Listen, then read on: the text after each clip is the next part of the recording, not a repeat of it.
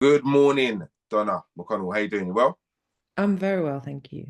Good. You are going to be taking part in the Black Unity Bike Ride, which is going overseas again.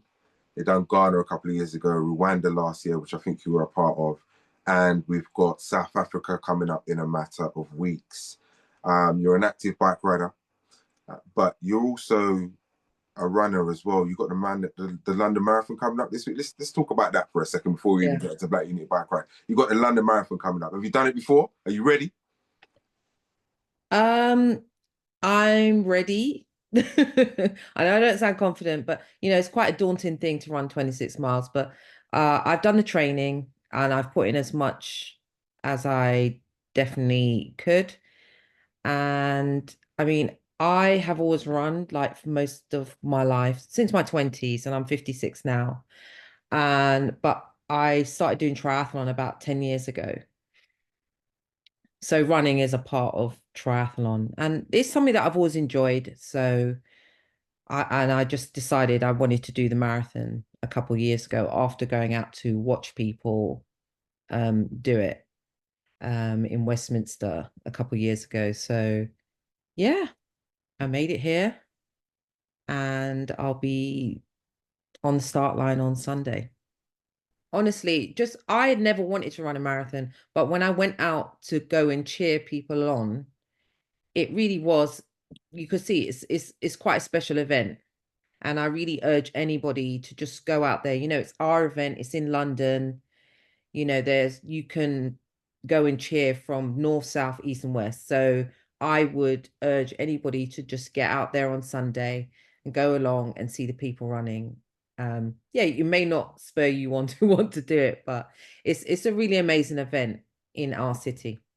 In terms of your preparation, like you played it down a little bit, but I know you've done an extremely an extreme event. It's an Ironman, right? Which I'm, which yeah. is which is no mean feat. Explain for those who are not au fait what's involved in that and just how you got involved in that. When was it? So I did it in 2021, and it's a long distance triathlon event, um, considered the toughest triathlon. It's a 2.4 mile swim, and then a 112-mile bike ride, and then it's a full marathon at the end of it. And I got involved. I'd done a couple of shorter sprint triathlons. And then I saw a group of women online training to do this event. They're called 10 Iron Women. And they basically inspired me to take it on. Now, I did my second triathlon when I turned 50. That was a much shorter version. And I just thought, if I don't start trying to do this thing now, like when am I going to do it? Once you turn 50, that's it. It's like you can't keep putting things off. You have to just get on with it. And yeah, it was a daunting task. I'd never run more than 5 kilometers. I hadn't swum more than 750 meters. I could already swim, but I wasn't a strong swimmer. And I'd never cycled outside of London, but I'd always ridden bikes since I was a teenager. So I owned a bike at least. And it's just a question of being part of a supportive community and building up the distance bit by bit, following the training plan and doing as much of that plan as possible. And what I found, just even from doing the short triathlons, is that if you follow the plan, you can complete the race in general. That is what happens. Obviously, sometimes races don't always go to plan, but I just try to do as much of the training as possible. I was fairly fit because I'd been, doing gym, I'd been doing boxing classes, so I wasn't starting from nothing, but the training, it gets you ready. It gets you ready for the race. And I was scared. And because I was scared, I did training. I didn't miss days, I didn't skip days, I didn't lie in when I needed to train, but I made it happen and I was highly motivated, let's say, to complete it because I was scared of not completing it. It's not that I feel like I want to do things more intensely, but I don't feel like being a certain age means you should just start slowing down. Like I feel like you should still pursue the things you want to do even more so. You know, you shouldn't, there isn't an age where you should stop pursuing your dreams or the things that you want to do. And I found that even at 50, my life could change in an even more positive way. So the triathlon ended up being the gateway to me living an even more active life. And then I found the cycling community, the Black cycling community. And that was really great for me because I'd always loved riding bikes. And I'm part of a cycling club now called Chain Gang Cyclists. And, you know, the cycling community in London in general. And that also brought me to BUBR. But I knew Tox as well, from his days working at Catch 22, where he supported young aspiring journalists. How long did it take you to complete that Ironman? 15 hours. Wow, that's real commitment. So you're so and in terms of the preparation, how long would you say it took you before that first one? The training plan is 6 months, but because I started training the same year as the pandemic, literally my training plan started in March and the lockdown started in April. So it was postponed. So I probably had like a good extra year of building a fitness foundation. How did But you feel when you finished it? yeah, I felt amazing. I absolutely, you know, when I finished it, I felt okay. I mean, the next day, obviously, it was very hard to walk. I had like severe DOMS, but you just feel amazing to do something like that. A lot of women, a lot of people would just instantly think, I could never do something like that. And I probably thought that for a long time. I could never do something like that. But then doing something like that, it just gives you a reset as a person. Like, okay, well, I never thought I could do something like that, but I did it. So what else could I do that I didn't think I could do? And yeah, the fitness that you gain when you're training for it is insane. It's just so good. Black Unity Bike Ride, right? The upcoming tour of South Africa. I Yeah. saw the itinerary. I was lucky to see the itinerary quite early. Looks like a challenge, right? So I respect all of the riders that signed up, and I'm told that they, the sign up, the take up was rapid, Yeah. which speaks to, just the growing demand for just endeavors like this and Mm. opportunities to pull like-minded people together for a great cause. So salute to Tux for that again. But just in terms of your own participation, I know that your appetite was whet by everything that you've explained already, but you went to Rwanda last year, didn't you? Yeah. Which Yeah. I know when I looked at the hills and it looked like a challenge in itself. Speak on that. It was tough. I'm not even gonna lie, but I normally go away with my club, Chain Gang Cyclists. We always go to Spain in April, which is around the same time that BUBR first started going to Africa. So the first trip was Ghana, which I wanted to go on, but I'd already booked my place for Spain. So then the following year it's Rwanda, and I went to Spain before Rwanda, and then I went traveled to Rwanda a few days when I came back, a few days after I came back from Spain. And yeah, it was very, very hilly. I mean, even when I signed up, I didn't really think about too much about it. And then I heard afterwards it was called the Land of a Thousand Hills. I was like, oh my God. But with the cycling that I do, we do lots of hills. And when I went to Spain, I did a climb that was 29 kilometers up. And yeah, you just you do need to train for it a bit. But the trip is inclusive. We had people who came who rode electric bikes. We had people who weren't used to riding a lot of hills, but we had a bus. So, people did as much as they could manage. And then when they were ready to stop, they stopped. And obviously everybody has an itinerary, so they see the routes.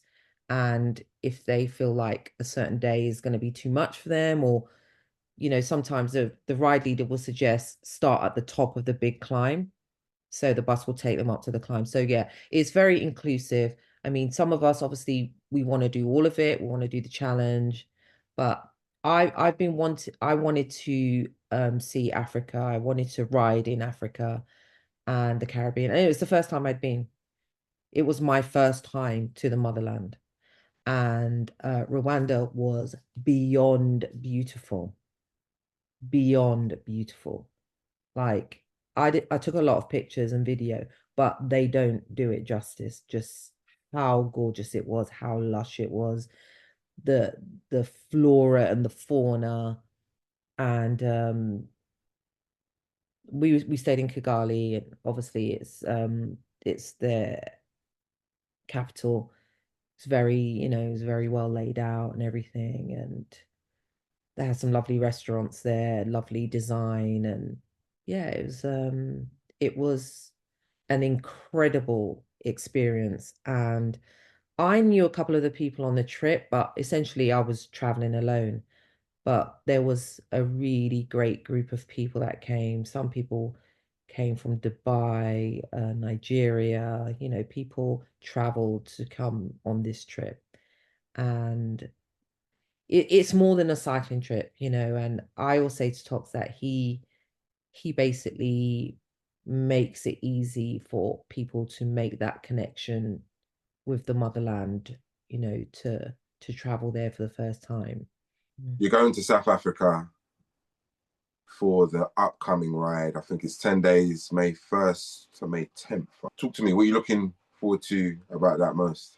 I- South Africa is, a place that's so full of culture, and the culture you know, has been something that we have been aware of since I was young, since I was a teenager. Obviously, the history of the place, but now the music has really traveled like worldwide. We're all dancing to Amapiano, we're dancing to their DJs. Um, I'm just looking forward to seeing more of the new culture of South Africa, seeing the space, the land, I think it's one of the African countries that is well visited. A lot of people go there, and the culture, the people are well known for their vibrancy and their spirit, and you know, being welcoming as well. And I'm just looking forward to riding there, being outside in South Africa, because it does look beautiful from what I've seen. These rides are attached to a great cause in terms of raising money Yes, for different entities and charities out there. What's this raising year's money cause? for two charities. One is Bonga charity, and one is Kalisha or Kelisha. I'm probably mangling that really badly. I'm sorry. Apologize. But yeah, two charities that help support young people in the community. And yeah, Ward's very happy to do that, to leave a positive imprint wherever we go, and to support cycling, the rise of cycling in Africa, because we know that there are strong athletes in Africa, and given the opportunity, it's more difficult because cycling can be quite an expensive sport. Get access to apparel, kit and bikes, is not as easy on the continent as it is maybe in Europe. Well, hopefully, as BUBR scales, they're able to kind of fill that void and make it easier. Yeah, I mean, it's it's definitely a challenge for maybe younger people who don't have resources, not necessarily the adults, but we'll be taking apparel for those two organizations as well, which has been donated by BUBR sponsor Rafa.